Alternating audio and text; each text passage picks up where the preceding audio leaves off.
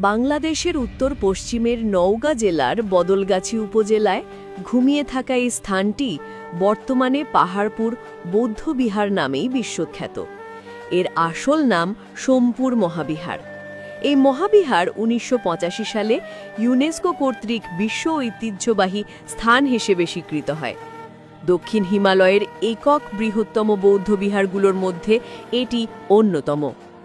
এই মহাবিহার নির্মিত হয়েছিল বাংলার ইতিহাসে এক গুরুত্বপূর্ণ সময়, যখন পাল সাম্রাজ্য অষ্টম থেকে দ্বাদশ শতক ক্ষমতা ও গৌরবের শীর্ষে। পাল বংশের দ্বিতীয় এবং অন্যতম শ্রেষ্ঠ শাসক সম্রাট ধর্মপাল আনুমানিক ৭৮১ থেকে ৮২১ খ্রিস্টাব্দ এটি প্রতিষ্ঠা করেন।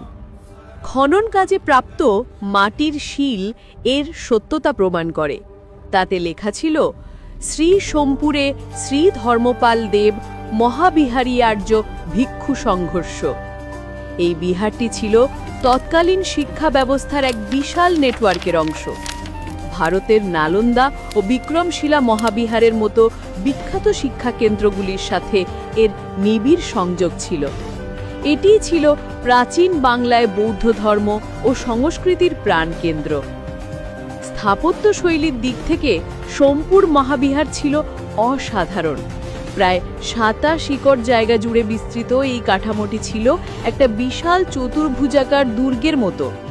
এর চারপাশের দেয়াল এত পুরু ছিল যে তাতে কোনো জানালা ছিল না। কেন্দ্রে ছিল বিশাল এবং উঁচু প্রধান মন্দির, যা একটি ক্রুশাকার ভিত্তির উপর প্রতিষ্ঠিত।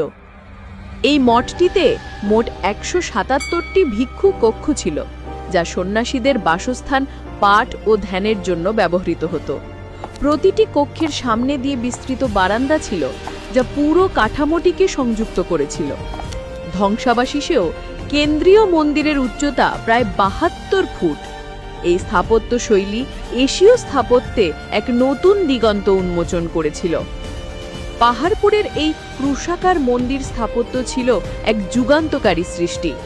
গবেষকরা মনে করেন, এই স্থাপত্য রীতি পরবর্তীতে সুদূর মায়ানমারের পাগান এবং ইন্দোনেশিয়ার বড়বুদুর মন্দিরের মতো স্থাপনা নির্মাণে গভীর প্রভাব ফেলেছিল। এই বিহার ছিল বজ্রযান বৌদ্ধ ধর্মের অন্যতম প্রধান কেন্দ্র। দেয়াল জুড়ে রয়েছে প্রায় ২০০০-এরও বেশি পোড়ামাটির ফলক। এই ফলকগুলি শুধু শিল্পের নিদর্শন নয়, এগুলি প্রাচীন বাংলার জীবন সংস্কৃতির দর্পণ। এখানে কেবল বৌদ্ধ দেবদেবীই নয়, বরং হিন্দু ও জৈন ধর্মেরও বিভিন্ন চিত্র দেখা যায়।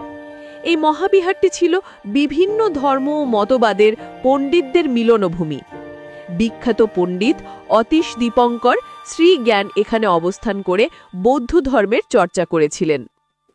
দ্বাদশ শতকের পর পাল সাম্রাজ্যের পতন, বহিরাগত আক্রমণ এবং অন্যান্য কারণে বিহারটি ধীরে ধীরে পরিত্যক্ত হয়ে যায়। একসময় এটি মাটির নিচে চাপা পড়ে যায়, যা লোকেদের কাছে পাহাড় বা ঢিবি নামে পরিচিত হয়। এভাবেই এর নাম হয় পাহাড়পুর।